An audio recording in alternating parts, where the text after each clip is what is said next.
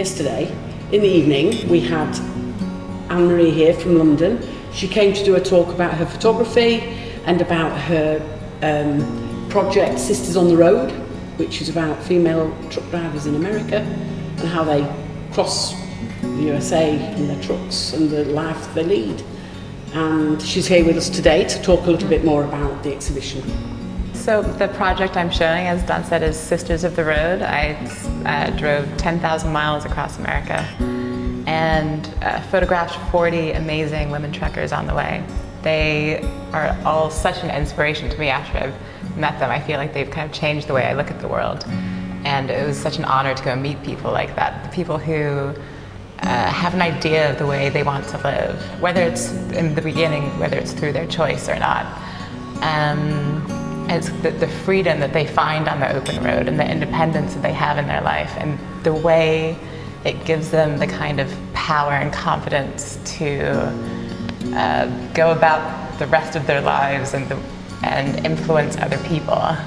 Although they all were like very different, they were just such an inspiration how they looked at the world and how they dealt with their daily life and how they care so much about the people around them. So many of them work charity work alongside it. And they really, like Idella, she teaches lots of the younger truckers. If there's something wrong with their truck, say they're stuck out in the middle of the desert somewhere and their truck's making a weird noise. And so they'll call Idella and hold their phone up to the truck and be like, "What's wrong with my truck? Can you hear this noise?" And it's making this bang, bang, bang, bang, bang. She's like, "You gotta change this pipe." And she tells them, and she tells them how to deal with it. So she's like the mother hen. So it's really cool. They have this community.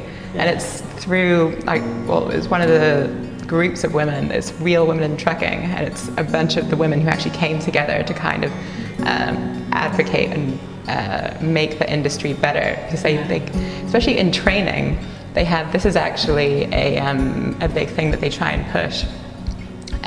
The training is interesting because you learn how to drive for, I think it's about 6 weeks or 12 weeks or something, or 14 days is the shortest one you can do. 14 days you can learn how to drive a truck. From never driving a truck before, you get in a truck, you can do a course for 14 days. Then after that, you have to ride in tandem with a trucker who has lots of experience. Then you gain your hours before you can actually go solo and do it yourself. But women, there's only 7% of the workforce. Most of the people who actually teach are men.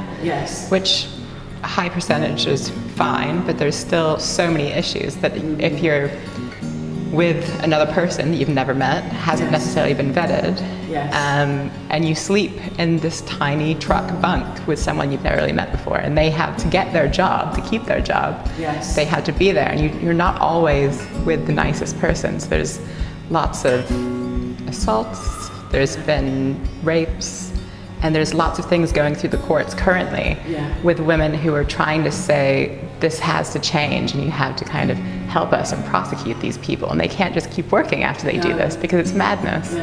And Desiree, she's one of the truckers that I met, and she's the head of Real Women in Trucking. And she is kind of the tour de force with a few of these women. You can see on Idella's shirt, Real Women in Trucking.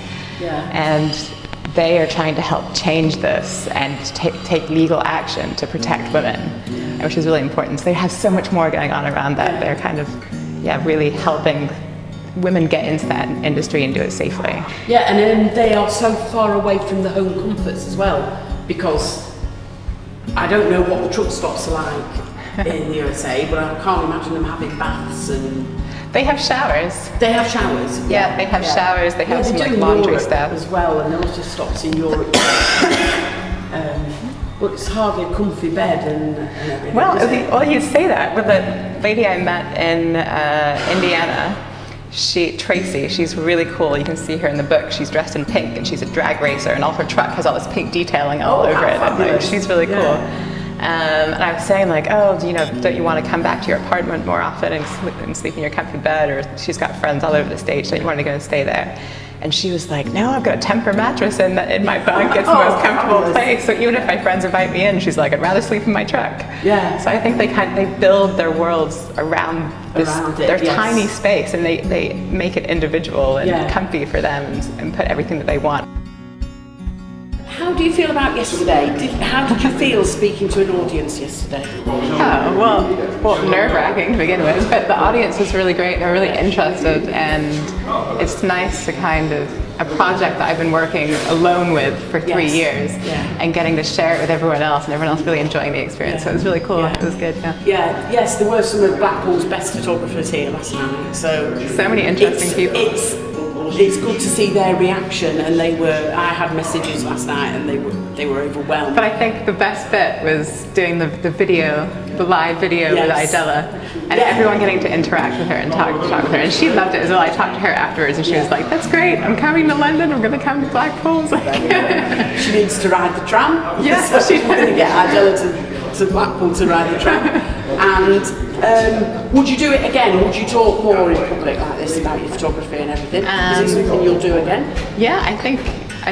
Something I'll do again. I think it's something that's inescapable. So, yes. But yeah, definitely do it again. It was a good experience. Anne-Marie Michel's talk yesterday about Sisters on the Road.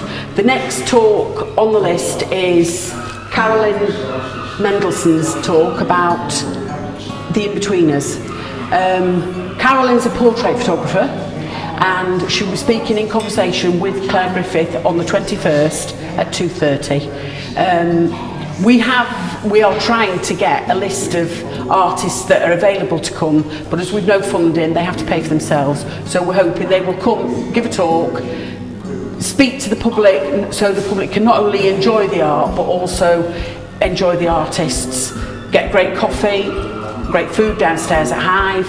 And this is an arrested redevelopment project, and this is Blackpool Arts. Thank you.